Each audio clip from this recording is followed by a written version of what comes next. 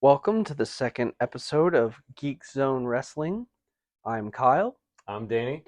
and it's just a podcast of wrestling fans who just want to talk wrestling. Yep, as the name incurs, we are just plain out geeks that love wrestling. So, this week, what are we going to talk about? Well, I know on the last one you said you wanted to try and get more into current events. So I was thinking WWE just redid pretty much all of their titles in the last couple years. Yeah, virtually every single one. Um, I think the only championships that they didn't alter were NXT. And the women's. No, they not the tag team, but they did the Yeah, women's world titles. right. Um, so I figured we would discuss, our favorite championships, our favorite championship designs, championship matches, championship reigns, just Okay. basically anything around the championships. Cool. That sounds good to me. So, let's go ahead and start. What was your favorite title belt? It has changed recently. I used to love the old United States title, the one that was sort of like, pre now. Like the Like not post spinner and pre current? yes. Also pre spinner. It was basically post invasion. Yeah. Um but now the current one is my favorite. I love the United States title, but the old one had been around for like pretty much my entire watching career. So when they changed it, it was kind of like, why couldn't you have just left that one alone? I get that. Um, but I've come to really like the new one because it's different, but it still has the same. The same emphasis, same elegance. Elegance is a good word. The word, I don't really know what word I'm looking for. Just it has like the same feel. I get that. I get that. It does. I like how they've designed the new belt. It looks fantastic. I really like the one that you were referring to earlier, the one that has the stars up in the top corner and the Yeah, stripes down toward the bottom. yeah. And it's Uh, just got United States champion across the middle of it. right. It was simple, but at the same time had character. And it was a classy look. Yes. What was your favorite? So my favorite, quite honestly, and I may catch some flack for this, I may not, but my favorite title belt of all time was the Eagle, the Like the world the title. world. Yeah, the world title that Hogan had. That Yeah. was my favorite. I So love that belt. pre Attitude Era Pre Attitude Era. when they went to the whole round one.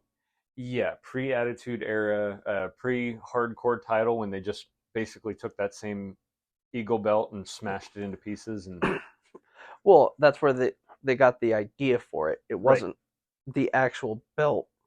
That was a rumor that was debunked. But I absolutely loved that belt. I thought that was by and large the pinnacle of See, title belts. my problem is like I like belts with color, and Don't get me wrong, I like up the color. up until I mean I guess that's why I've always loved the United States title.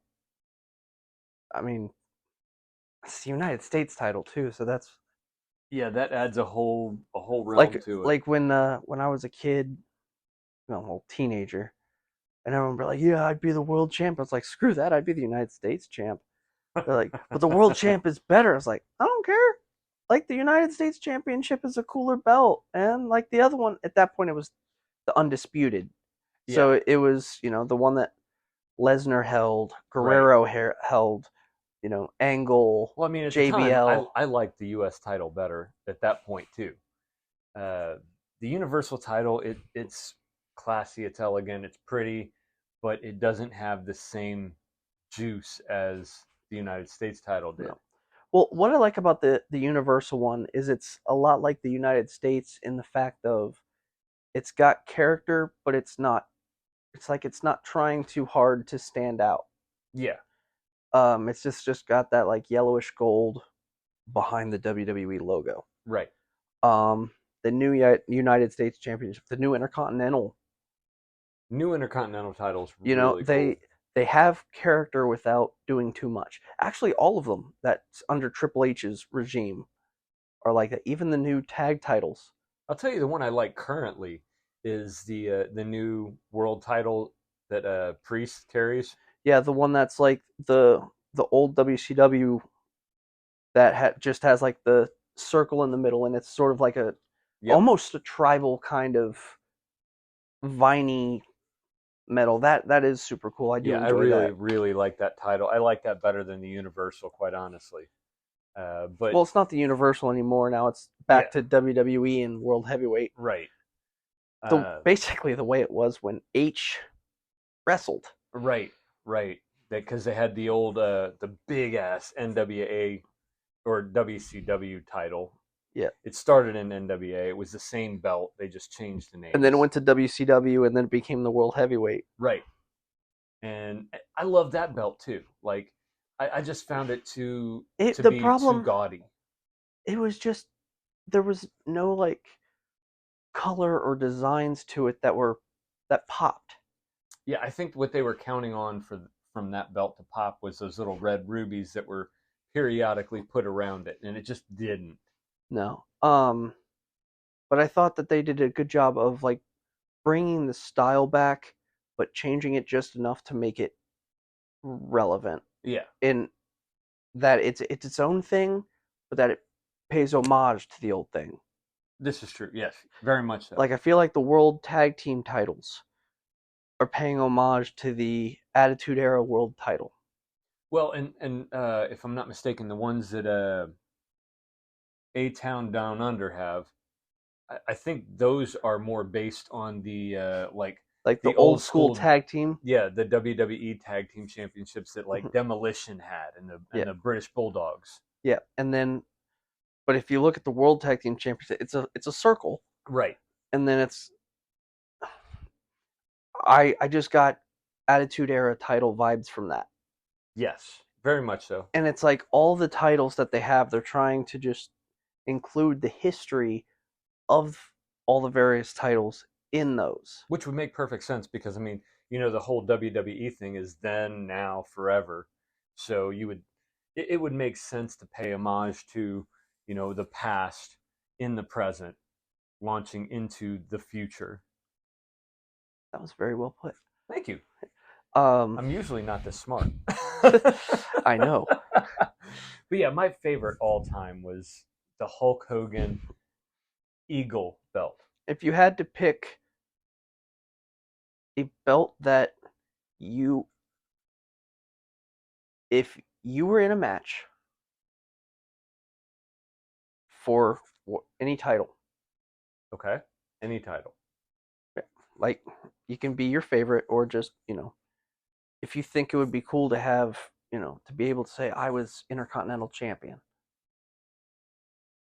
who would you want to face to get that title? To get the title. Oh my gosh. Like who do you I don't want to say correlate most with the title, but like the Winged Eagle, you have Hulk Hogan. Yeah, Hogan. Like with the round one,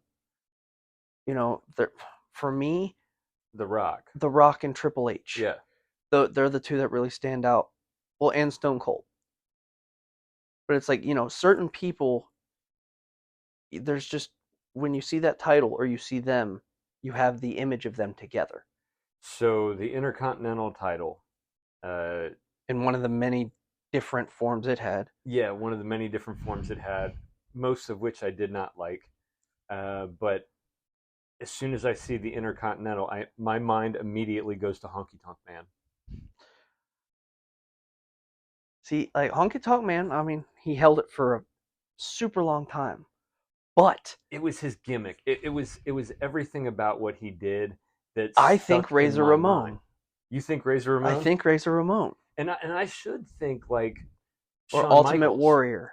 I should think Shawn Michaels because he's, by far my favorite wrestler of all time. But See, I picture him with the winged eagle. yeah, I do too. And that's why I don't picture him with that Intercontinental title.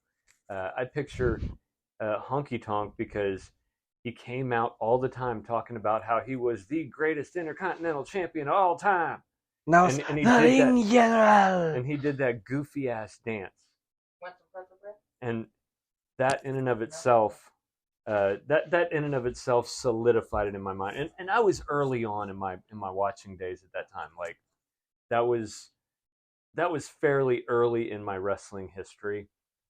So I guess that being one of the first that I saw. I also, attribute it to Macho Man and Ricky Steamboat. He's another one that I think of when I think Intercontinental. I think Ricky Steamboat. But Honky Tonk Man is the one that initially leaps to mind for me. See, I don't know why. I don't know why I didn't just word it that way from the beginning. It's like, who do you automatically go to as being like that champion? For me, the Intercontinental is Honky Tonk Man. The world title, the Winged Eagle, I attribute to Hulk Hogan. I mean, he was. I mean, he held it for what, 4 years? Yeah, I mean, he was the longest run, one of the longest running champions, and that was always his belt. What was it, like 1,100 days or something like that? It was beyond that because Roman got 1,116 or Oh, 1,136 or something like that. Uh, but I think Hogan may have been like 1,400 or something like that. At any rate, damn, yeah, I was like a whole year under. I attribute that winged eagle to Hulk Hogan. The obviously you have the skull title belt, Stone Cold, Yeah, the Brahma Bull. but neither one of those were actually really used. They were in the show. Well, They weren't supposed to. but I mean, they were They were custom made for yeah. those guys. They weren't. They were adaptations. Yeah, it's like as soon as it's like with the spinner belt, they had the rated R superstar in the middle. It's not like when someone else won it, it continued to have rated R superstar in the Well, middle. and I attribute that spinner belt to Cena. I mean, you have to. That's where it came about. So that sticks in my mind really well. The tag team titles, the old ones, the originals, or when the brand split happened. the originals, like back in WWF, those belts. As soon as I think of those, the first team that comes to mind is Demolition. Now, I'm a little upset by that. This I'll be honest, I really am. because the problem is Demolition. They were like the tag team division really taking off. That's not totally true. No, At the time, but think about it. The tag team divisions back then were not pairs nearly as much. that's not true either. Really? I thought they were all like No, trios and factions. No. Back then, you had teams like the Killer Bees, the Moondogs, Tama and Haku. You had the British Bulldogs, Demolition, the Hart Foundation. See, I thought they were all. No, they were duos. They were straight tag teams, and they were all battling out for those titles. And the reason it upsets me that Demolition comes to my mind first is because I absolutely loved the British Bulldogs, and I absolutely loved the Hart Foundation and the Killer Bees. So basically, everybody you just mentioned. No, there were a few I didn't mention. Midnight Express. Midnight Express was WCW. They were NWA, WCW. But I mean, there were tons of teams out there. I mean, it was really a defined division. And if I'm being completely honest, for a long time, when it was apparent that Hulkster was never going to lose the title, the tag team division really kind of took over my mindset as to where I was wanting to see what was going to happen. because that was one where the belt could actually change at any given point. Did they had the Intercontinental back then, right? Yeah, They just didn't have the United States at that point. correct. The United States was after the merger of, Right, because well, the after United the States invasion, title used to be strictly WCW. WCW, along with the television championship, which I always thought was kind of cool. And then they ended up having the European, the light heavyweight, and they ended up mixing all of them together when they got ECW and WCW, Yeah, and it was the European and United States became the United States, and I think the Intercontinental and light heavyweight kind of merged into just the Intercontinental, sort of, kind of. and then hardcore just went bye bye. Yeah, hardcore went bye bye, and then they, well, the light heavyweight kind of became the 205 live. Oh, so light heavyweight became cruiserweight. Yeah, pretty much. And then cruiserweight kind of disappeared. Yeah, well that makes sense because WCW also had a cruiserweight. Right. I mean, WCW was the ones that really brought to light the cruiserweights. WWF didn't have uh, much care for the cruiserweights. They always kind of got the shaft. Well, I mean they kind of did. They just didn't classify them. They weren't cruiserweights. They were just light heavyweights because their cruiserweights were guys like Ricky the Dragon Steamboat. Yeah, I mean, He was not someone that you would have thought. well, and he was always in the world heavyweight title. Well, but that's what race. I'm saying. You wouldn't distinguish him as being a cruiserweight because in this day and age, being a cruiserweight means like you can't measure up to the world title.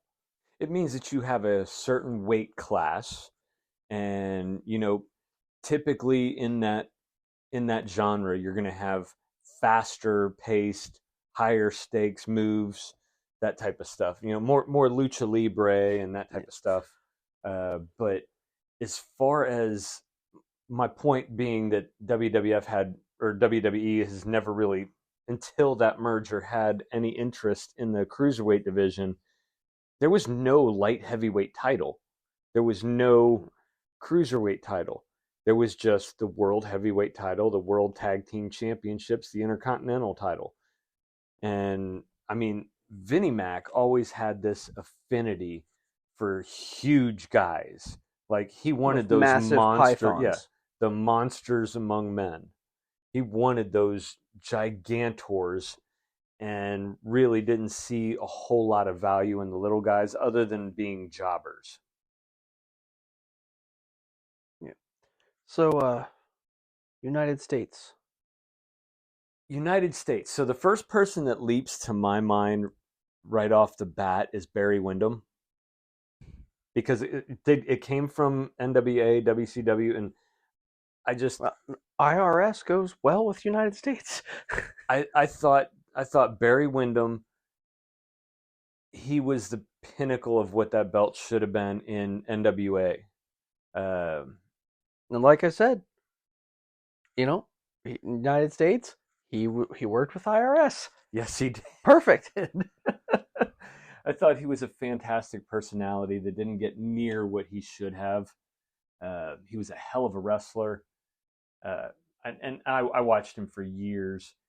And I'll be honest, I didn't like him when he came over to the WWE. His character was far, far better in NWA, WCW. Well, that's because now it's a little different now, but for the longest time, if you did something somewhere else, that's not what you did in WWE. Right. You're going to do what we make you do because we're going to have it be 100% us.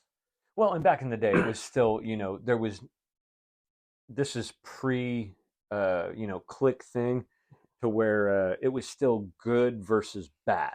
And, And they you had tried to be to, believable. yeah, they tried to make it seem like everything was 100% real. Like Mark Calloway couldn't go out in public unless he was Undertaker. Right. I mean, and that was a big deal then. So that in and of itself shows just how different the world of professional wrestling has become. And now it's like nobody cares. It's like I don't care that it's fake. I love the stories they're telling. I love the moves that I'm seeing. This is unbelievable entertainment. Yeah. I mean, sports entertainment has come a long, long way. And it was great back then, but it's even better now. It's had its times where, it wasn't so hot and they weren't doing such a great job, Well, the but problem is, like, it's really hard to keep everything interesting long term. that's true. You're going to go through bouts of writer block, or, you try to do this story and people just, you have a lot invested in it, but They're not clicking with it. yeah. They're like, I don't want to see this. And that's one thing that I think is really, really unique about the world of sports entertainment is that the crowd is so incredibly Invested invested and fickle. and vocal about it. I hate to use that word because that was my least favorite gimmick for Daniel Bryan. But they are extremely fickle. If they don't like something, they're not going to. So you might as well stop now. Well, yes and no, because, like, obviously a person's character they may not like, that doesn't mean that they don't want to see that person necessarily as a different character. Well, I mean, yeah, I mean that's obvious, but like they have to change that entire character and the entire story for them to latch onto it. But if they're not liking what you're putting out there in the ring, then they're not going to. Like, look how long it took him to get Roman Reigns over. Yeah, yeah, that was hard. And the whole time you had Seth Rollins right there. Yeah, and Seth Rollins, I believe, is one of the best performers ever. He has done so much with so little. Well, and he has somehow made almost every character they've given him just A gold mine. yeah. Now with when he did that original visionary Monday Night Messiah heel turn, I'm willing to chalk that up to it being, when there was, COVID was happening, they didn't have live audiences. Apparently a lot of people struggled with, not having the crowd there to play off of. Yeah. So I'm willing to give him the benefit of the doubt because that's the only time that he has done a character that I'm not like, damn, this guy's doing a fantastic job. Well, it's hard. It's hard to perform if you don't have that crowd because, especially, I'm sure with them, that energy coming off of the crowd is what you feed on. Like that perfect example, the show that they just did in Paris, or not Paris, Lyon, France. Yeah, I mean, France still. The crowd was so unbelievably rowdy. It was like that in Australia too. Yeah, and the matches just blew up because of it. I mean, I feel like those wrestlers, they were feeding off the crowd and they took it to whole other levels that probably they wouldn't have it without that crowd. They'd have probably still done some of the moves, but it wouldn't have felt the same because of the crowd's reaction and just the way they were so invested the entire night. Everything went well. I mean, there were huge botches, but at the same time, the matches overall still came off as absolutely fantastic. So, I mean, that crowd thing, I get. And I wasn't totally on board with the Monday Night Messiah stuff. Uh, I didn't particularly care for that character for him, but I understood what it was and why they did it. Like he made a heel turn, and they needed a big time heel. Yeah, and you couldn't have him be himself as a heel because the character that he had was beloved. Right. So you had to change him up enough that people would be like, all right, this is not the guy I love. So, they did that. But then he turned into this new age Stone Cold where Mm-hmm. it doesn't matter what he does. He's kind of going to be a face, heel, whatever. A hybrid. Yeah. And he's going to do what he's going to do, and it's going to work. Mm-hmm. In fact, like when I think of like a modern day champion, I don't think Roman, I think Seth. Because like how they presented him as the working man's champion, the one who is going to defend it all the time. He's going to put on all the great matches. Nothing against Roman's performance, but he just doesn't have the ability to put on the same kind of match. He doesn't, and he doesn't. He also doesn't have the ability to be there as much with his, ailments, illnesses, and all that stuff. He needed rest time. He needed time to get done whatever he needs done. Especially with the whole cancer thing. So I feel for him in that respect. Yes, he is one of the greatest champions that's ever lived, that's ever graced the ring. But And I do have to give him credit. He did not like have a bunch of repetitious matches like Brock Lesnar or the other, I don't want to say perennial champions, but they had a lot of reigns and then they all kind of went the same way.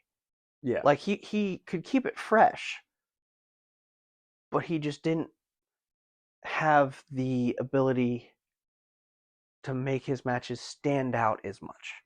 no, because he didn't have the move set that Seth Rollins does. I'm a firm believer that there is absolutely nothing that Seth Rollins can't do. I can think of something he can't do. What's that? Wrestle right now. Okay. Well played. Yeah, he cannot wrestle right now. But when he's in the ring, I feel like the sky's the limit, And this dude can do anything you ask him to do and then some. So, question for you. All right. So, I've put out there who I attribute or who I see when I look at different titles. How about you? Well, for me, with the world championship, I'm a little bit of a later generation than you. So for me, it's The Rock. That makes sense. The Rock stands out to me because I remember during the Invasion storyline, him and Booker T, and him going after the WCW championship and just sort of like having WWE reign supreme as the champion. Yep. So like when the whole Invasion thing started, he became sort of like the champion savior. He became the undisputed champion after that. He was the WWF champion before that. He was just he was in the title picture. It was enjoyable. Yes. And no sure, matter what he did, Austin and H both had the title in there. Mick Foley had the title in there. Like it's not like he was the only one that made it good. But him and Austin in the matches for it were some of the best matches. Well, and not to mention the promos. God. My first ever pay-per-view event was Rock Austin. Main event, Mania. Title. Like, yeah. I had to pick one of those two. I had to. But because of the whole, Rock, Booker T for the, as I kind of think of it, the Invasion title. Yeah. that's why I went with him. Intercontinental, I think Razor Ramon, Okay. um, followed by Ultimate Warrior, I can see that as well. which is weird because that was before my time. That was 1988. I wasn't even born yet. But by the time I came into it, the Intercontinental wasn't really that big of a deal to me. Yeah, the Intercontinental for a while just had this lull where it was, oh, okay, there's a belt there, I guess. And then the United States title came along, and that really became big to me when Cena was facing Big Show. Okay. And I don't know, I just that match stood out to me, and I guess it was because seeing Cena lift up Big Show was always fun to watch. Yeah, seeing a little guy pick up a big guy. Oh, he wasn't little. Well, little in comparison. But then, like Cena got the title, and then he feuded with Carlito, JBL, and his cabinet, Yep. and then it just I don't know started picking up, like you said, with the Intercontinental back in Hogan days, Mm-hmm. or the tag titles back in Hogan days. Yeah. Like it was a title that you didn't really know what was going to happen, but you figured it was probably going to change hands more times than the world title. Yeah. And during all that time period, you had JBL as the world, the unified champion.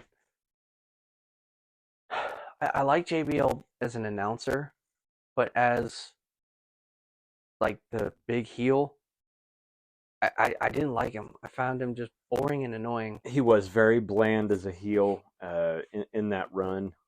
Yeah. I far Loved him prefer as Bradshaw. Yeah, I far prefer him in the APA. And like when he was on the announce desk, he was just far funnier. Yes, he was. And I think he had that ability too on the announce table. He didn't have that as a heel. Yeah. He couldn't be funny. Because, I mean, that's likable. Yeah.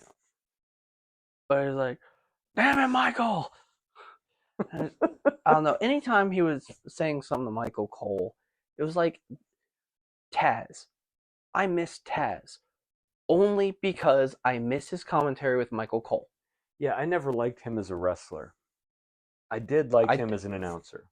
I didn't say I miss him as a wrestler. I said I miss him being at the announce desk with Michael Cole. I know. I'm agreeing with you. It's like I miss JR and King. I do too. I miss the King. Oh my god. But the difference is I'm still a fan of JR. I'm still a fan of King. I just preferred them together. Yeah. But I kind of linked John Cena to the United States title just because when the United States title came to my mind, that's what I thought of. That makes sense. That makes perfect sense. It's just something about that match. Now, granted, he had to hit Big Show with his chain to win, but right. Tag titles, though. There's a lot of really good teams that have held those titles. Well, and think about when I came into it. Right. Look at the teams. I know. Now, that time period, there was a lot of stables. Yeah. But there were tag teams within those stables that were definitive tag teams. Well, I came in a little bit before the stables. A little before, like, Evolution and, JBL's cabinet and all that. It was, you had the Brood, and you had DX, you had the Nation. This was a little after them. You had the Corporate Ministry. When I think tag teams, I gotta go Dudleys. The Dudleys. I do. Okay. Just because, even though they weren't like long-term champions, you could never count them out. Well, I mean, you could say the same about the Hardys, about you can, ENC. But they broke them up right a lot more than the Dudleys. They tried to break up the Dudleys. It didn't work because they were just too good together. Yes, this is very, very true. So out of all of the tag team division all throughout time, I loved them better together than separate. Okay. With the Hardys, I can tolerate them apart. I can tolerate DX apart. I can tolerate Edge and Christian apart. But with the Dudleys, it's just not the same. I agree. I agree. When those guys are together, it's like Triple H and Shawn Michaels. Yeah. Like, voila! Well, if just one of them does it all by himself, it doesn't work. Yeah, it doesn't have the same effect. No. And they could just, I don't know, they somehow managed to stay relevant. It's like, even today, the Dudley Boys come out, even it's just like a Legends deal at draft night. Just like, yes! Yeah, it's always exciting to see these guys come back that haven't been there in forever.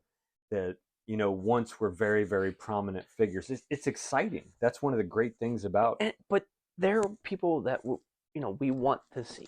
Yes. It's not something like no one really wants to see Honky Tonk Man come out now. Not really. It's like most of the people now don't know him. People still know the Dudleys. Yes, this is very true. So let me ask you this: you've gone through the WWE titles. Do you have any links to WCW titles? Yes, I do. It's going to be really weird, but I actually really enjoy the old school WCW tag titles. Okay. Like they were like I don't know. They had like a crown looking thing on them, and it said like WCW. Mm-hmm. I don't know why. Those stood out at me, and then they did it, and it was like a light blue like wrestling ring, and then like two dudes, I think. I just really liked the way that they looked. So who do you link to those titles? Really? Well, I mean, Nash and Hall, man. Okay. I mean, Like, our come listeners on. may not know who you link it to. The NWO, the Outsiders, they were like the tag team. Like, you couldn't have NWO without Hall and Nash. This is true. And the NWO was kind of WCW's thing. Like, they went all in on that, and I thought it was a little overkill, but whatever. I also they put on a great cruiserweight division in WCW. They did. They put on a huge and they were guys that cruiserweight. didn't need to. They weren't even like just cruiserweights. Like you had Eddie Guerrero, Chris Jericho, Chris Benoit, Dean Malenko. Those were guys that could go for any title, but they could also Billy Kidman. like Conan. I mean, he was border. I never saw him as a cruiserweight. I'm not saying that he is a cruiserweight, but he could go with those guys. Yeah, he could. And it was, even though I didn't really put much into that title, like the title was kind of like the reason that those guys were all doing that. Mm-hmm. So what about the WCW World Heavyweight Championship? Oh my god! I have to ask this because I'm gonna probably disagree with a whole lot of people. I think Booker T. Because he was the last one to hold it. No, because I felt like he was the best thing that came out of WCW. Oh, okay. Now, I mean, obviously, like guys like Hogan, Nash, Hall, they both came from WWE and then went to... they were both. But if you look at the guys from WCW, Booker T was the guy had it,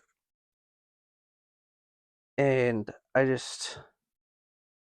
felt like he really was their standout champion.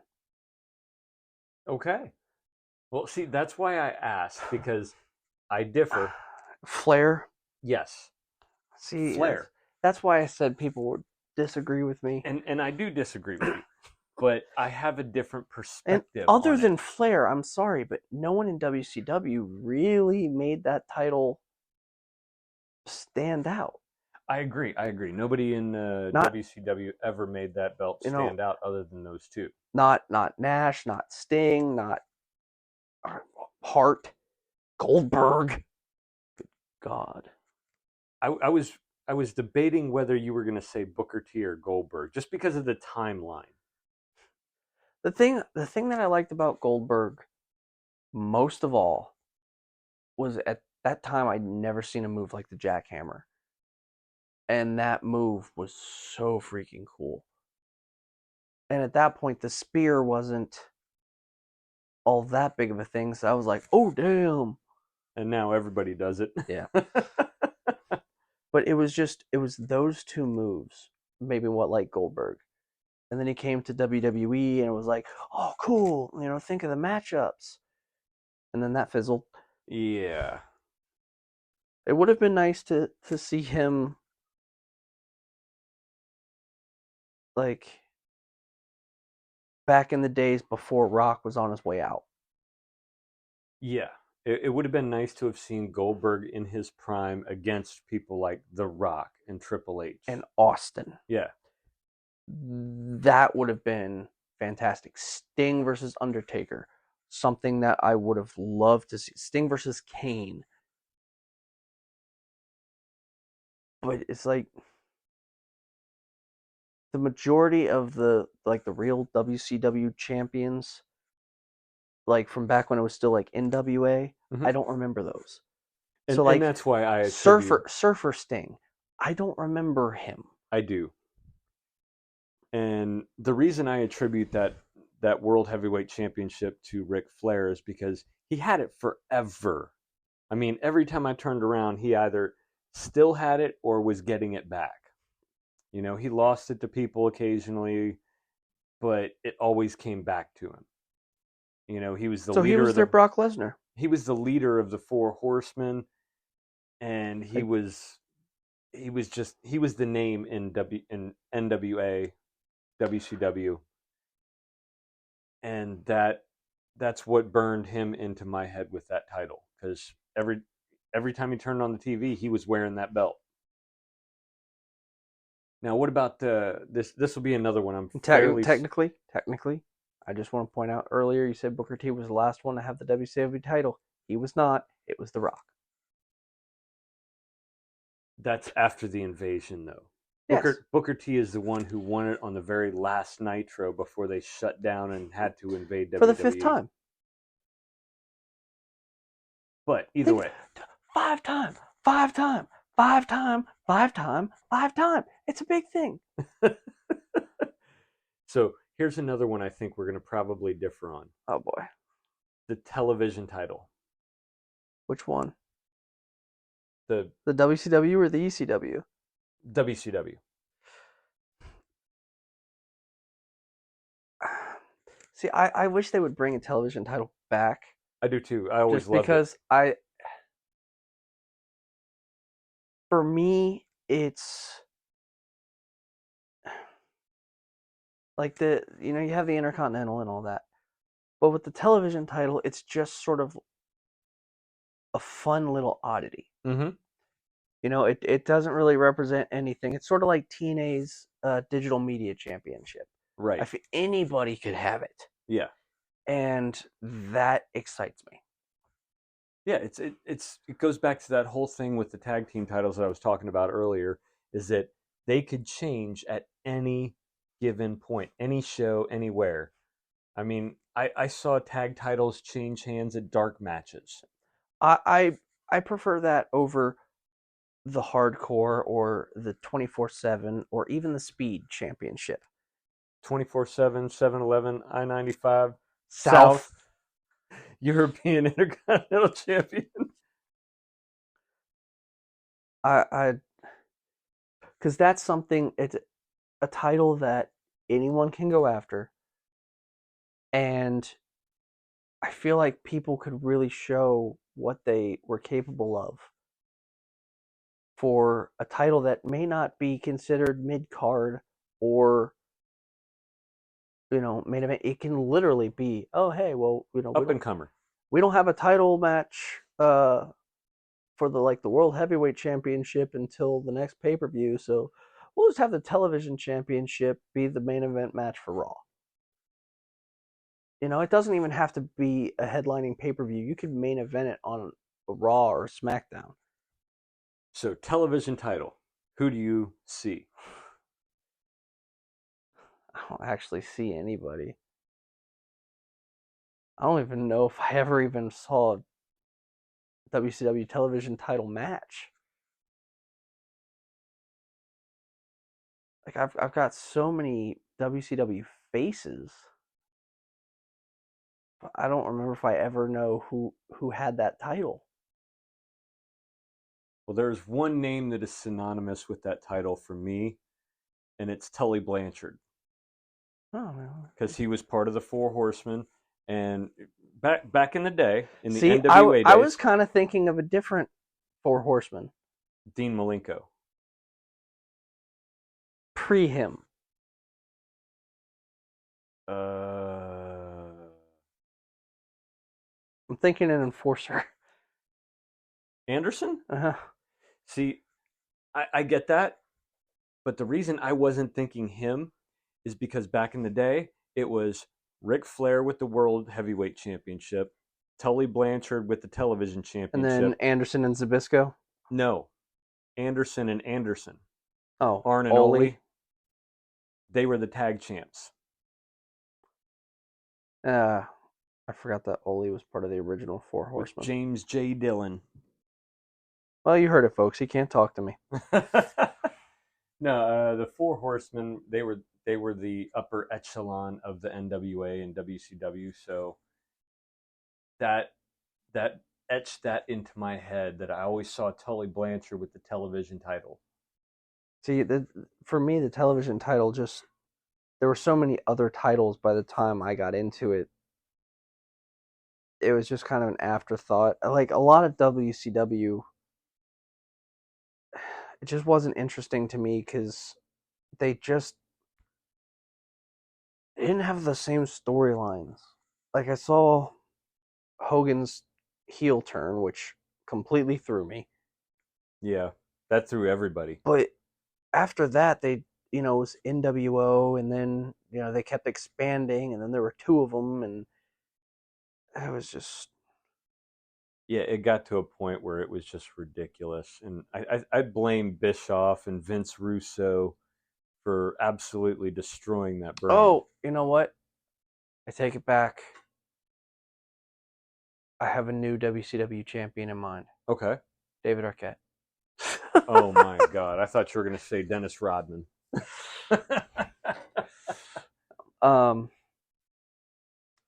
So veering away from WCW.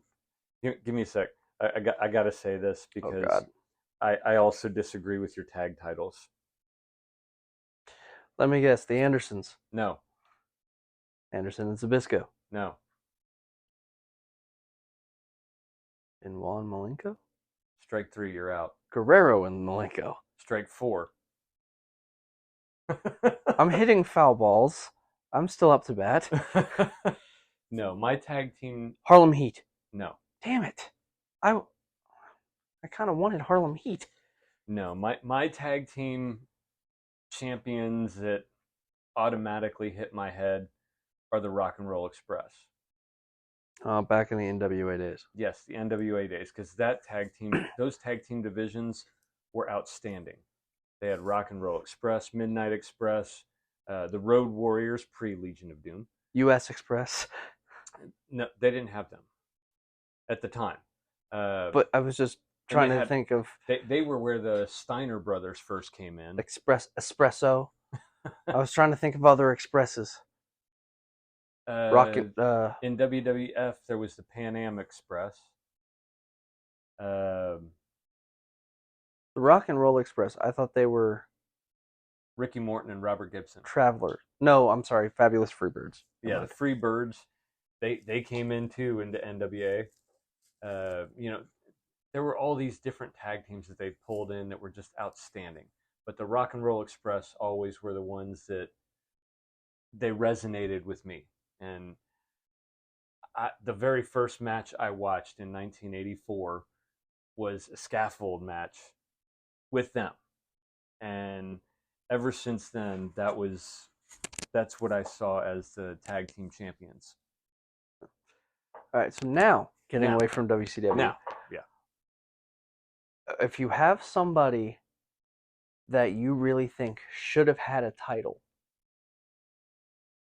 like, do you think that there was someone who should have or should still get like the WWE Championship or the Intercontinental Championship or the United States?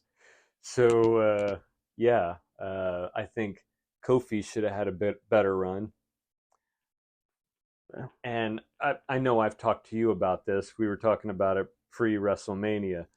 I would have loved to have seen R-Truth accidentally find a way into the Money in the Bank briefcase, make some deal with them. Accidentally cash in Damian Priest's briefcase and win the title, thinking he was doing it for Priest or something. Yeah, like he makes a deal with Priest that, hey, we'll put up our tag titles, but you got to give me that.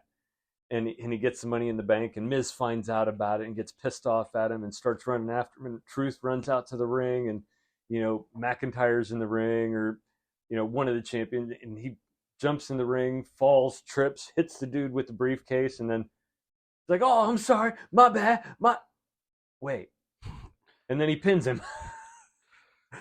I thought that'd be fantastic. But as far as somebody that I feel should have had a world title run that did not get one in WWE,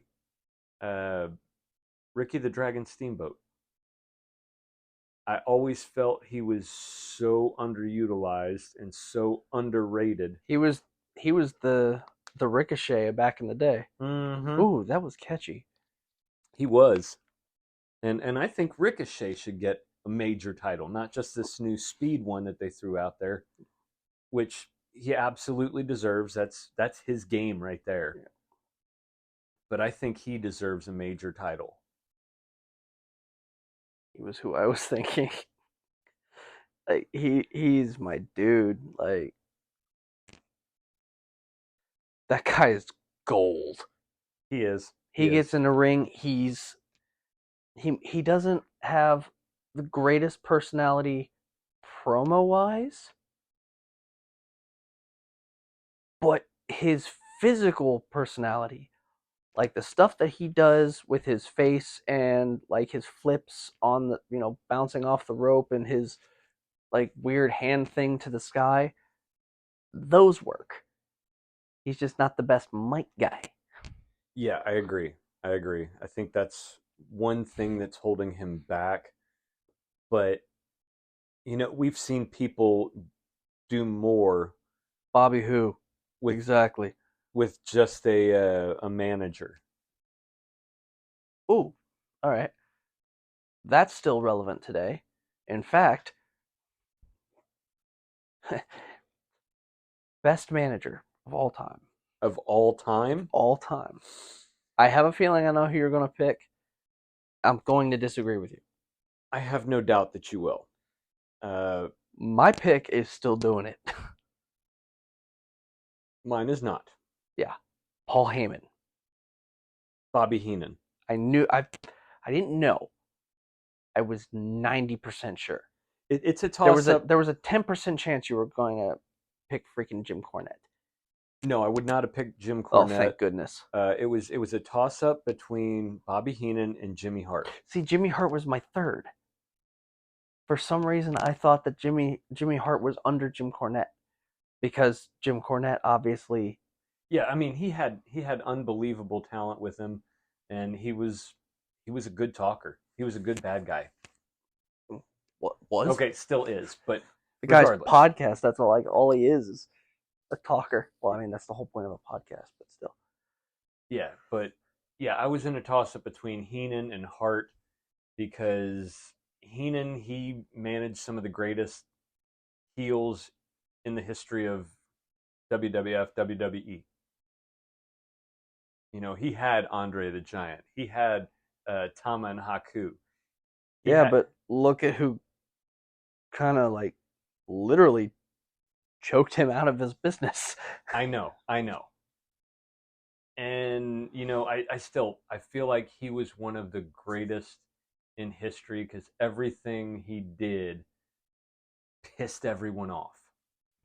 And he was a mouthy jerk, and he always he did the cheat thing for his people. Yeah, yeah, he did it better than Mr. Fuji. Mr. Yeah. Fuji was just a whore shooting his white stuff everywhere. He's like LeBron James in all over the place. That's a good analogy. But yeah, Mr. Fuji, he was great for, having Asian wrestlers, but he didn't have enough personality. Well, that's why I was saying, Heenan was a better choice than guys like that who did the heel things like he did, but didn't have his, to play on Jimmy Hart, mouth of the South. The thing about him was the megaphone. That was crucial for his gimmick. Well, not only that, but the guy, he dressed the part. He did. He was flamboyant. He was loudmouth, and if he was in the area, you knew it. Yeah. And that megaphone came into play so many times. The reason I like Paul Heyman is the guy not only does the heel thing, but his physical comedy at ringside is just like, oh my god. Well, even his dramatics do it. Like, again, this weekend for Backlash, when Tama Tonga's brother came out. Tonga Loa. Yeah, Tonga Loa. Heyman, his facial expression was priceless. Well, and when they all do the fingers up in the air, he does it too, but he's all like, "It don't hurt me." Yeah, it's like, what is going on here? Is he like not in control and someone else is? And it genuinely seems like what's going on now with the bloodline he doesn't want. Yeah. Well, because he's quote unquote loyal to Roman. Right. And Roman is still technically the tribal chief. But he's gone, and Solo's like, well, I'm not just going to sit by. And Heyman's like, oh, I don't know what to do here because he could easily destroy me. Yeah, and and that's going to be another question that comes up is, who is the tribal chief? Because Roman's gone. It seems like Solo is trying to be it, but at the same time, after they destroyed Jimmy, they came in to Paul Heyman and he said orders from the tribal chief. So that leaves that question mark up in the air. Unless Solo's getting his own group to plan a coup, a tribal coup. Yeah, something like that. Which is coup. Which notably, Jacob Fatu has not made his presence known, and I heard his name thrown out there long before. They said Tonga that Loa. He signed.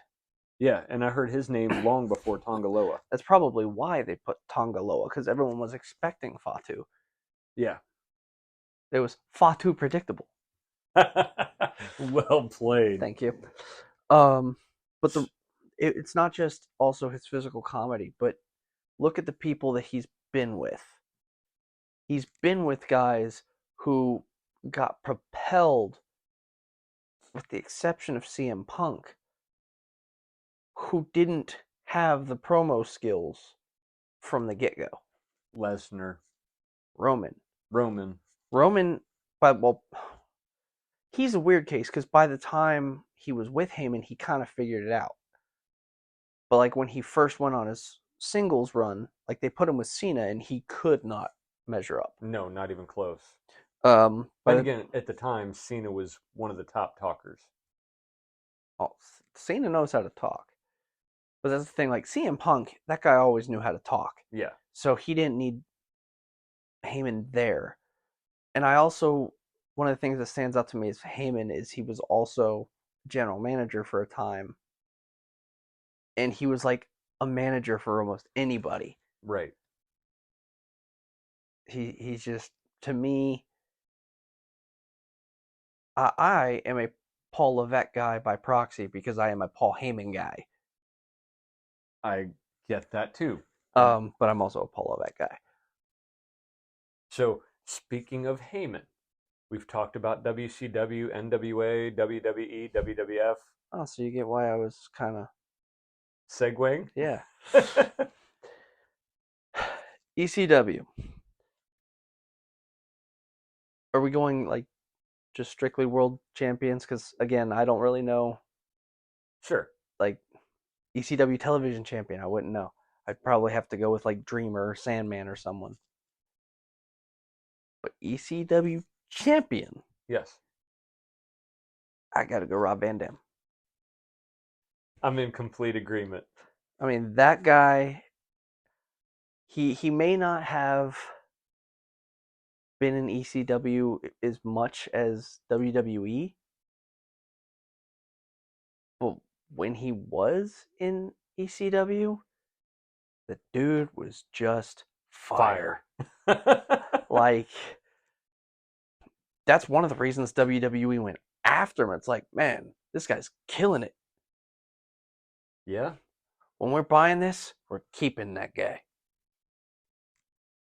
Yeah, I'm in the same boat. You know, the Van Daminator and Rolling Thunder. I mean, he was doing things that I had never seen before, and it was absolutely awesome. And he's one of those guys where he's not even the best of talkers, but it still somehow works because you just look at him and like he's just stoned. Yeah, and I mean that was his gimmick. He was just like a surfer dude. Yeah, and it's like the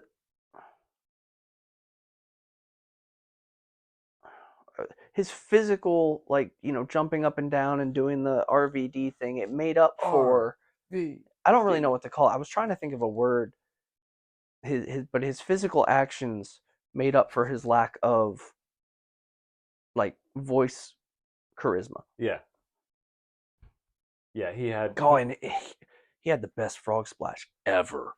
Yes, that was he is by far 5 stars. He is by far the best of all the frog splashes. Booker T stars right there. So what about the tag teams? The Dudleys. This is where I agree with you on the tag titles. Dude, give me any company for tag team titles. It's the Dudleys. That's why it's the Dudleys. You didn't mention them in the WCW. I think that's like the only place they weren't. I know, but you said give me any company.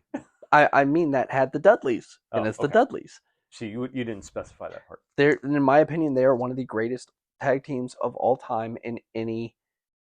This is where I give them the go-to on the tag titles, is in ECW. I can't in WWE and WWF because I saw so much more.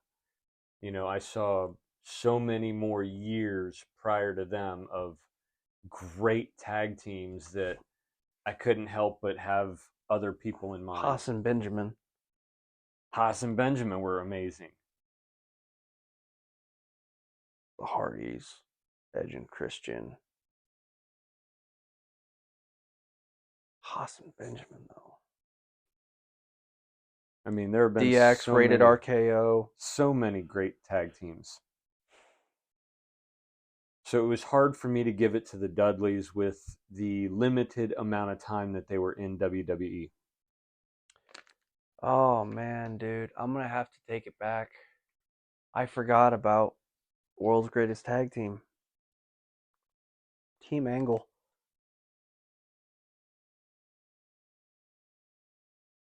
I mean, there's been a huge list.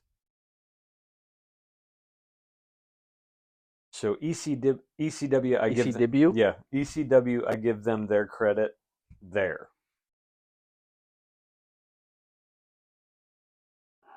Man,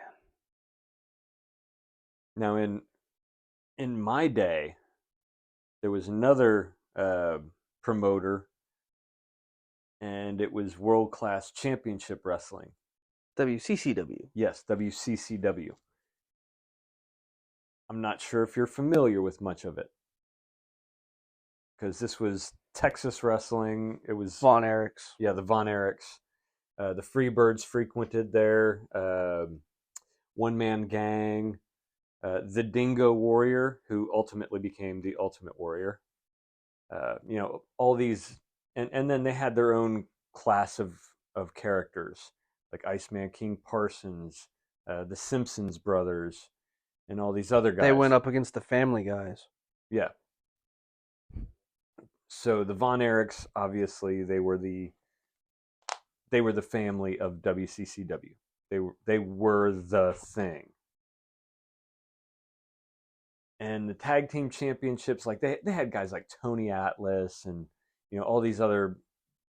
Tony Atlas had a partner, I forget what the heck his name was, but they had all these other really good tag teams come in. The Freebirds were tag team champions.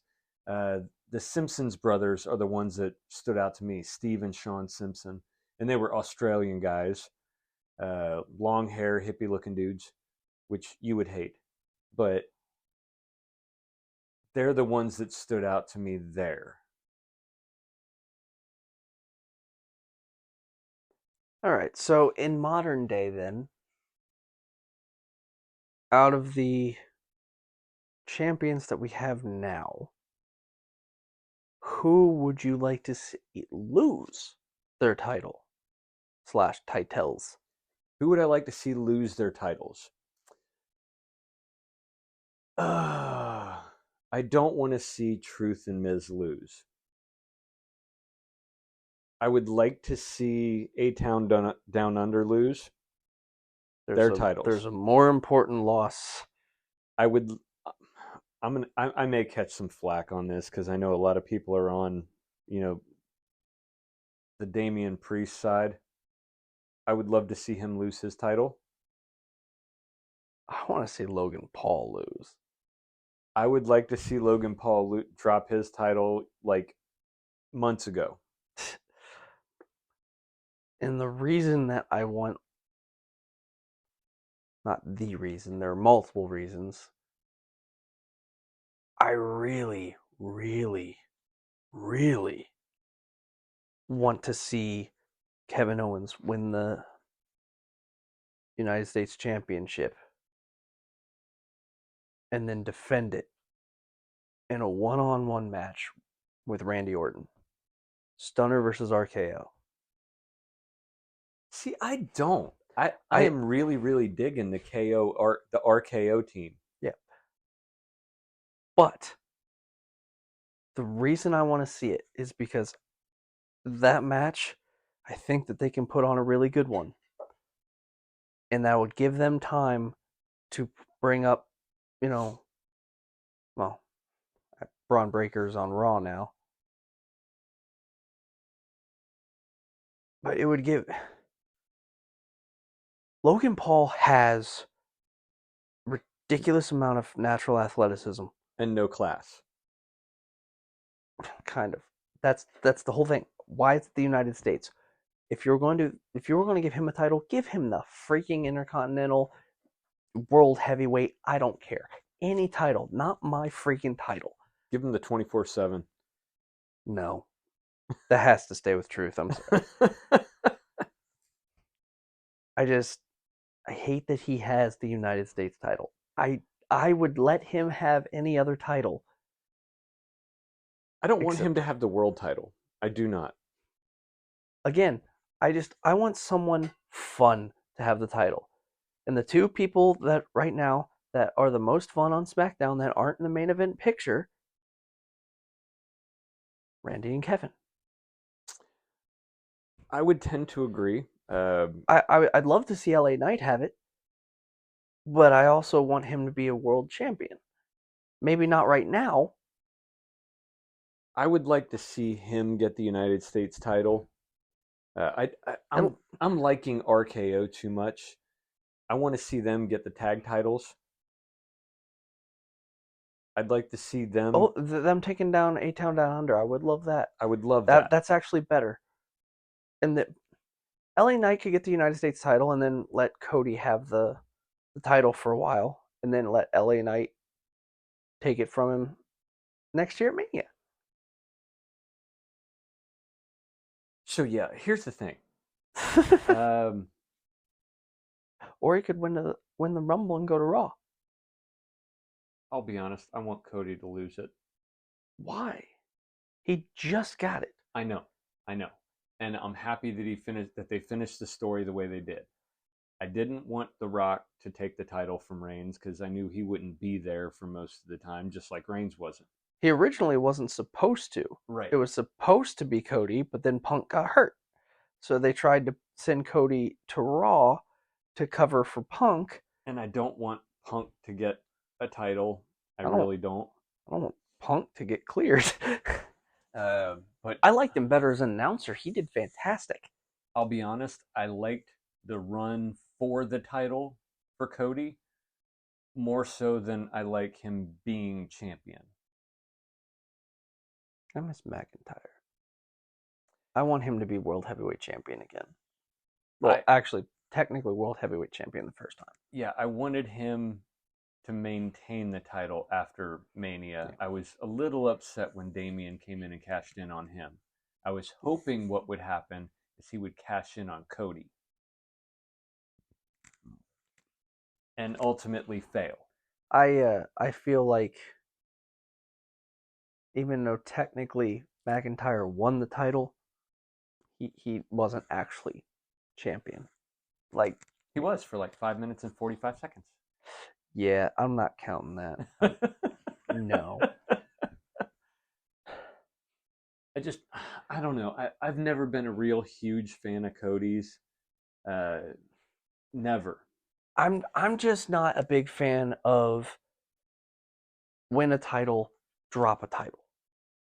I'm not a big fan of that either, and obviously at least give the guy like 5 or 6 successful defenses before you. Well, see, that was my thing with Kofi. I was pissed about that. They give it to him in an epic match, and he defended it in like 3 epic matches, and then they squash him for Lesnar. Yeah, that was 8 seconds. That was Vinny Prick. That really, really upset me, and I usually don't like that, but with Cody, I feel like all he needed to do was win the title. Now his story's over. There's no point. Yes, he has to defend it, but who cares at this point? He got his title. He finished his story. He did what his dad couldn't do. So he did what his brother couldn't do. That's the closure I wanted from that. I don't really see him as being a... So you wanted him to win the title just to be like, all right, I'm done. Here you go. Yes. Okay, that's a little... Not to be done, but I don't want to see him as a long-term champion. No, I like the way that Cena put it. Like, Reigns had it for all this long. He built it. Now, originally, Cody was supposed to win it last year at Mania. Right. But Reigns said, what if we make it next year? And he will be so much more over. And he will have so much more going into it. Which is why when he was getting pinned, it was so blatantly obvious that Roman was smiling. Yeah, it was. Because that was something that it was kind of his brainchild. Like he's like, this guy will be so freaking over. And by the time it came, he was. Yeah. Now, granted, they almost had to throw a wrench into it and screw it up, but Roman's plan worked because he got so over. They're like, fuck you. Give us what we want. Like the fans turned on The Rock. Yes. Yes. And it was because Punk got hurt and they had to try and, throw a Hail Mary in there. And the Hail Mary was an incomplete pass. Right. So then they had to like do a audible and go back to the original plan, and then luckily it worked out. And it did. It did. But I mean, I can't see him as a long-term champion. I really can't, unless he turns heel. Then I could see him being a long-term champion because So you people don't think will hate it. you don't think faces can be long-term champions? No, I think faces can be, but I don't think him as a face can be. Oh, there's an interesting thing. Who do you think was the best face champion, and who do you think was the best heel champion? Doesn't matter what title. Doesn't matter what title. It's more of who is the best face and who is the best heel as a champion. And I'm just talking like a single reign. In a single reign, Yes. not in history. Well, I mean, over their career. yes. Okay. So, Like for example, Hogan held a title as a face and as a heel. yes, he did. Same with The Rock, same with Triple H, same with Stone Cold. I think the best heel, bar none, is Ric Flair. Dirtiest player in the game. I think he was by far the best heel champion run ever. Not taking anything away from Roman. He's been a heel ever since he got the title. But Flair was always a heel. And he made NWA and WCW what it was. He was the reason. As far as best face champions, I'm going to give that to The Rock. Normally, I would say Hogan, but I feel like even Hogan was not as, to use his own terms, as electrifying as The Rock. He is the people's champ. Yeah. And he even got Muhammad Ali's blessing on that. Yeah. Yeah. I loved Hogan in his prime, but The Rock, I just feel like did it better. How about you?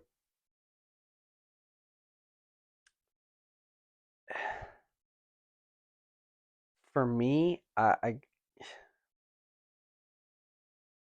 There was another guy I wanted to give it to, but when I'm looking at it, I couldn't. I really hate to do this because I hated the character, but I have to go Triple H on heel, specifically his World Heavyweight title reign when he was in Evolution. Okay. For one, because of how he got it, and two, because of how he lost it. Okay. Like his heel run, the reason I think it's the best is because he used that run to kind of set up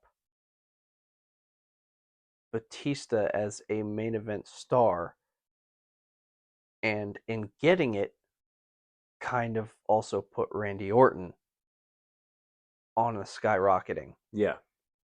He certainly did. So he was a boring, generic heel, but in doing that, propelled two other guys into future Hall of Fame superstars.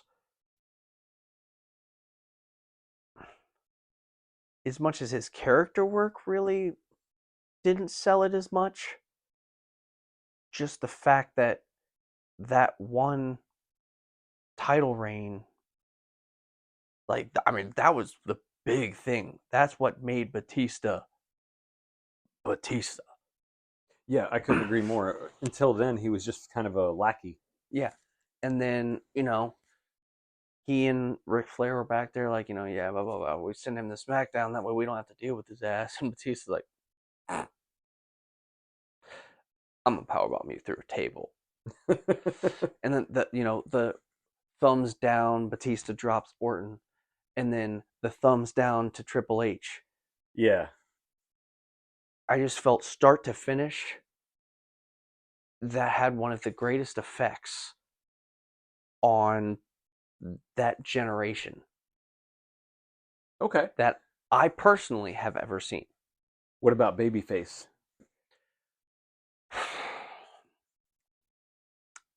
It was short-lived, but Kofi.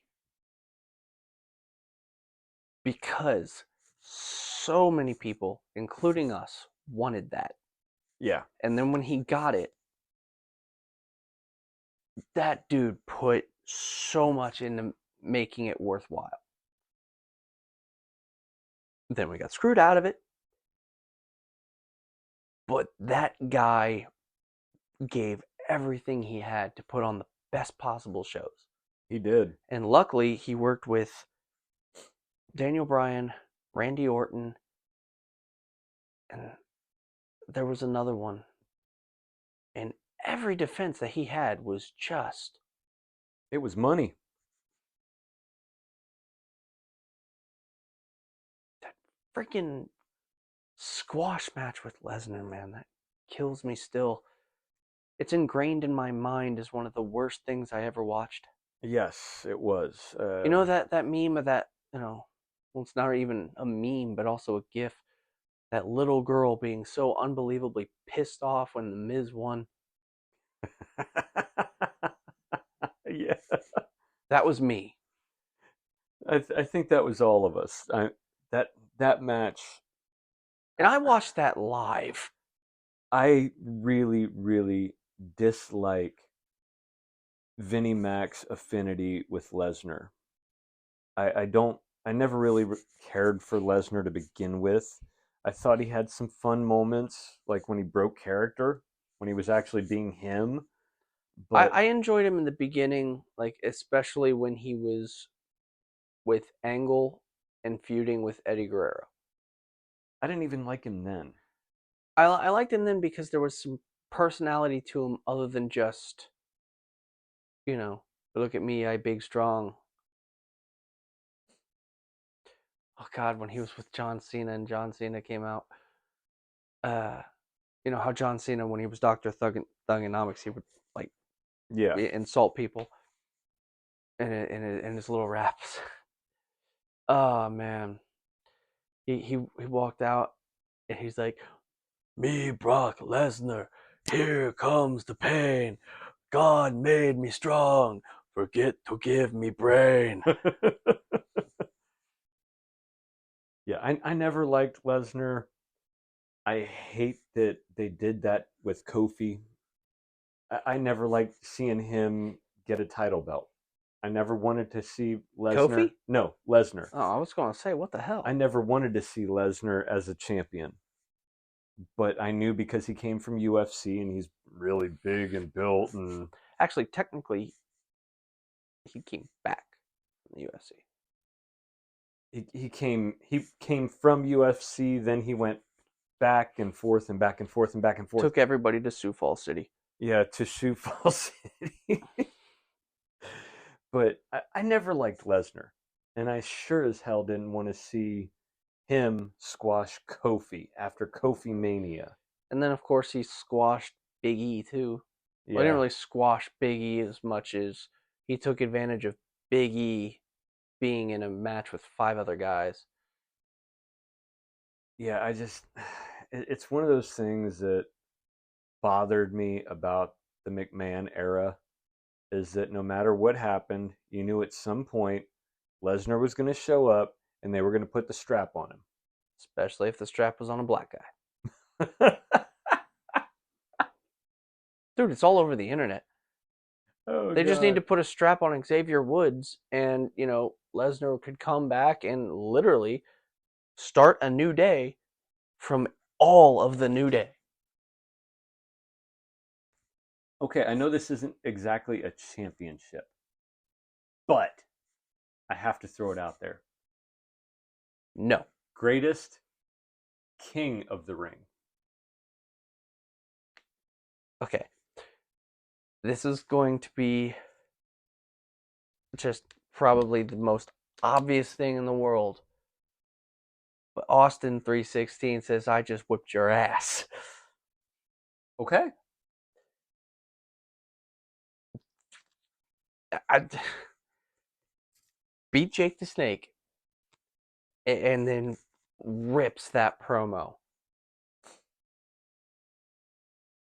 That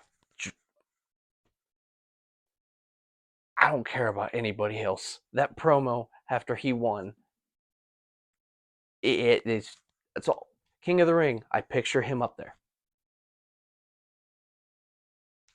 I get that. I totally do. That's, that was the right era for you. And he was the man. He was the guy. And at that point, I didn't even know the story behind it. I didn't know that he just went out there and did that on the fly. I assumed that was planned. But he's like, talk about your Psalms, you talk about your John's 3:16. Austin 3:16 says, I just whipped your ass. And that's the bottom line, because Stone Cold says so. I didn't know that was the first time that any of that was, it was just like out there. And he did that on the spot. I didn't know that at the time. Now that I do know it, I love it even more. Yeah. But I can't think of King of the Ring without that moment. I just can't. Let me guess. Bret Hart? No, actually. I know who it should have been. There have been a lot of very, very prestigious kings of the ring. You've had, Bret Hart and King Booker. King Booker.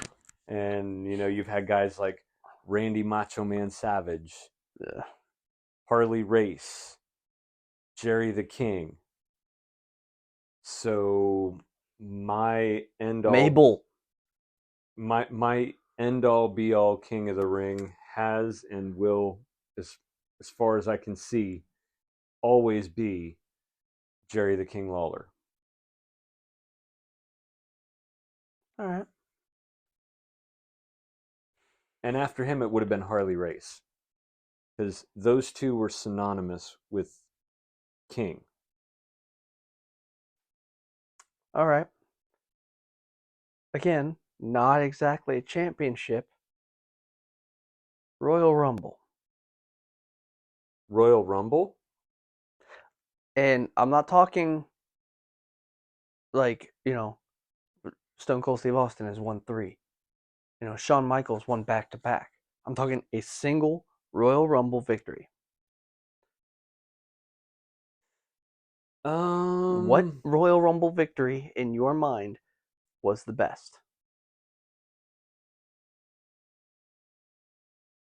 The best. See, the problem I have with this part of the discussion is there have been far too many as of late that you know who's going to win.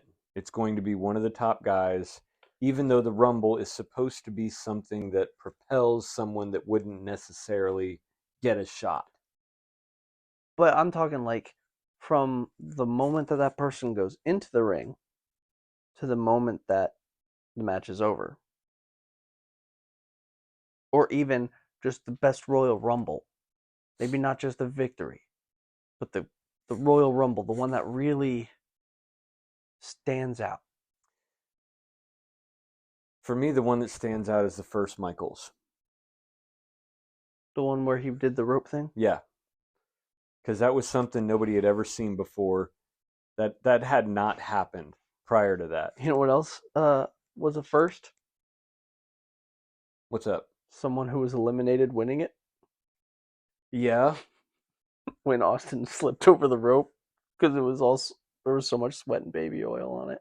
yeah, but that It one, actually that one worked out though because literally none of the refs were looking his direction, so they could legitimately play it off as no one saw.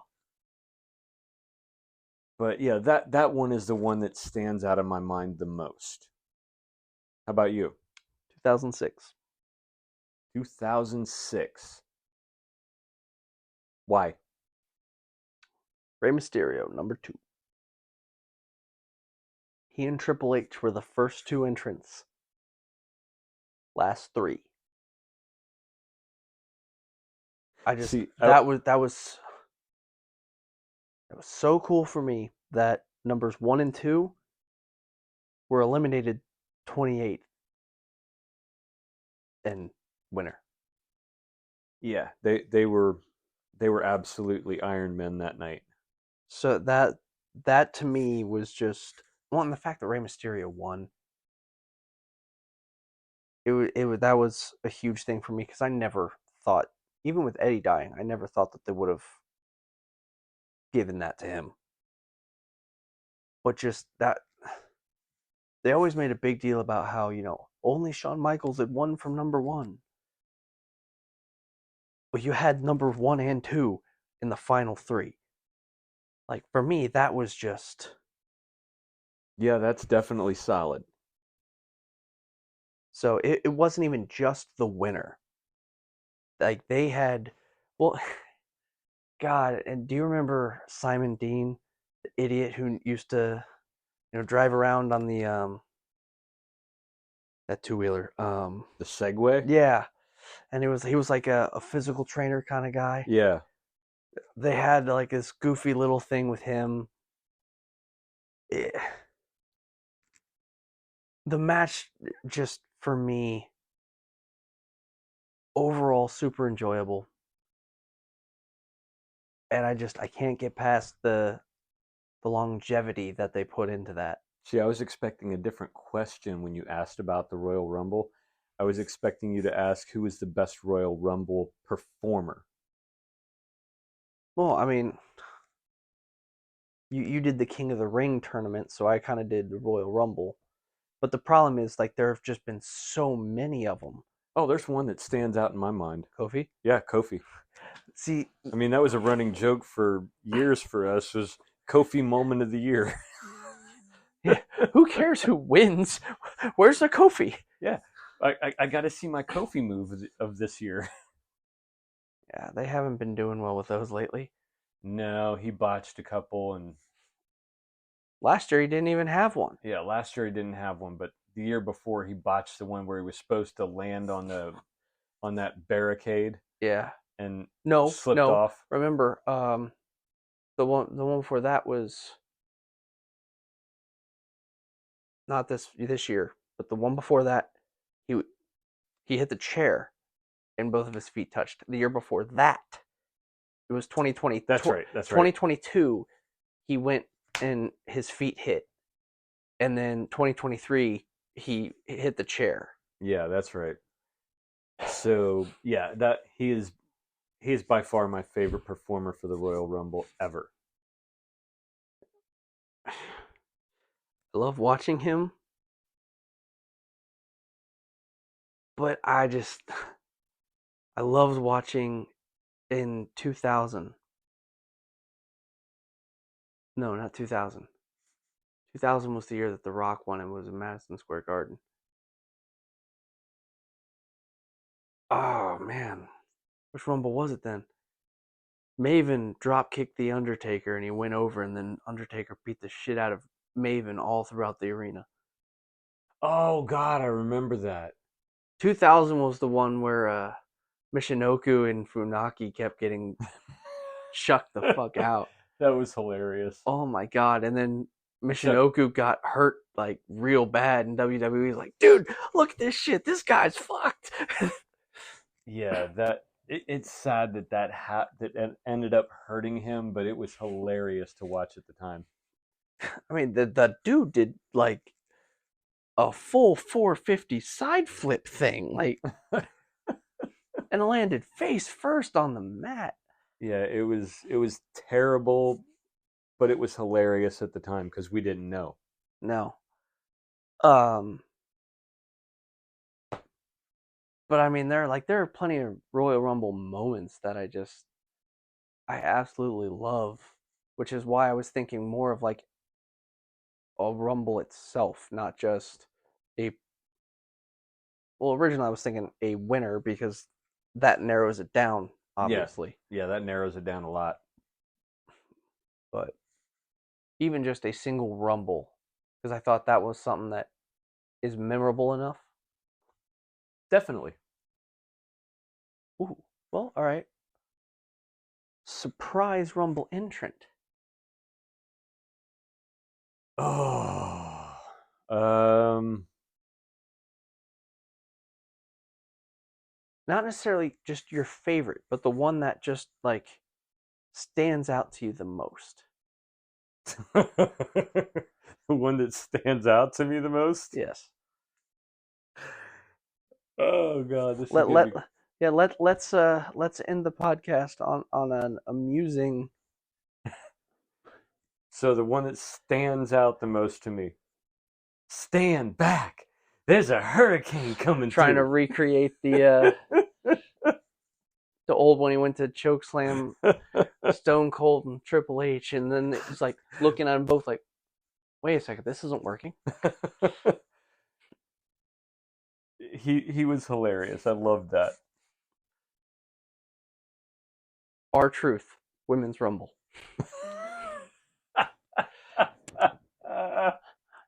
What do you mean them's all women? I mean, there were a lot of great My surprise bad. Rumble entrants. You know, when Cena came back, and when people are coming in like AJ Styles. But like the one with Truth, man, I was not expecting that at all. I wasn't expecting him to come in and get tagged in the Royal Rumble. Dude, he got tagged into the ladder match at WrestleMania. Come on. I mean, remember, Macho Man tried to pin freaking Yokozuna. Yeah. Ooh, okay. I think I have the best Royal Rumble moment ever. Okay. I wasn't ready. Santino. I wasn't ready. I go back in. I go back in now. Like to this day, man, like we do Royal Rumbles on WWE 2K, and it's like, let's see if we can Santino anybody. And it's like, if you can immediately get somebody over the ropes and knock them out, they're Santino'd. Yep. And it's greatest Royal Rumble, Under the Ring. Hornswoggle. I was thinking Titus O'Neil. Oh, the slide. But Hornswoggle, I don't care if it's the Royal Rumble. I just have Hornswoggle under the ring for a match. For the Women's Royal Rumble. Oh God, chasing Zelina Vega around. That was great. Oh man, but Santino, I miss that. Oh God, just if he and R-Truth came in just for a promo. Oh my God, like he's in TNA right now as like the director of something. He's got like an on-screen personality. Yeah. Have WWE sign him to one of those things. Right? Like his daughter was in NXT or Performance Center or something. Like bring him in. Have him be like a general manager. Like, hey, Adam Pearce, guess what? You're not general manager of Raw anymore. Santino Marella is. You're now like above the general managers. You're like Ooh. you're like a like a regional manager. Yeah. You're commissioner. Oh, yeah. Bring the commissioner back. and then like Santino and R-Truth were like, "This is not truth. You will be in a tag match. You and Little Jimmy. Man, Little Jimmy ain't here. Oh, where is he? Yo, Little Jimmy, what are you talking about? See, you said Little Jimmy's right there." They would be fantastic together. Oh man, that'd be some of the best stuff. And then you got like hashtag DX.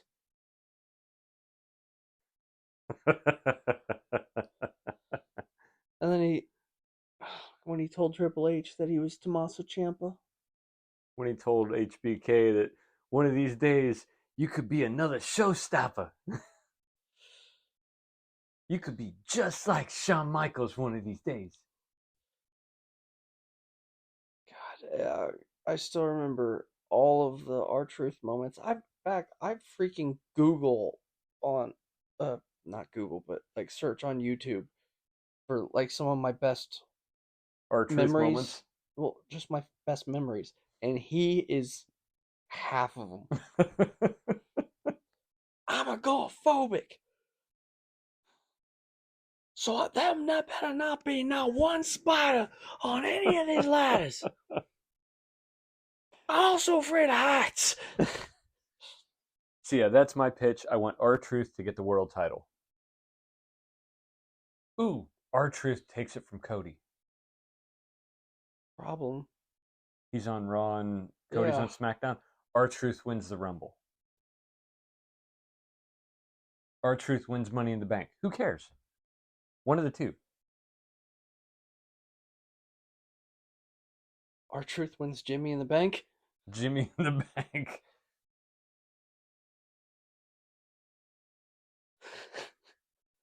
Oh man, That'd be gold. jeez. But I don't care what happens. It needs to be in a goofy, off the wall way. Yes, it does. You know, like Cody needs to have an open challenge, and R-Truth goes down, and you know he thinks that it's something different. He thinks he's fighting Gangrel.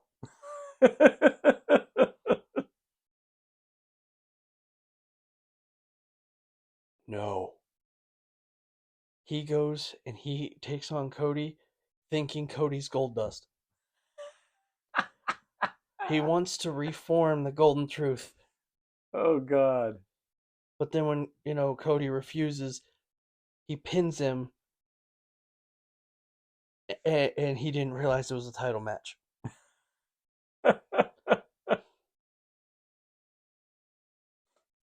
So there you Oh, have man. it. There's our championship show.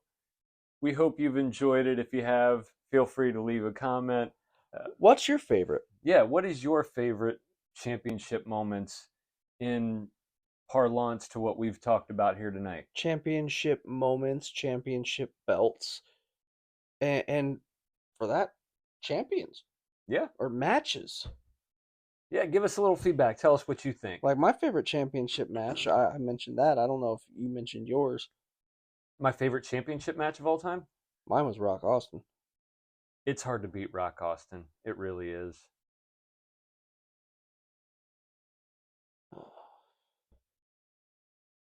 I love the way he sold the stunner. I did.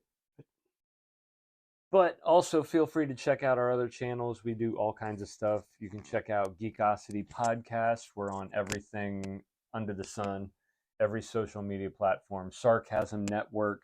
I do martial arts stuff on Super Shea Tutorials. I have Super Shea Gaming. You name it, we probably have a genre that fits you. So feel free to check any and all of those out. But if not, don't worry. We weren't ready. On that note, any final thoughts? No. My bad. Later, y'all. Bye.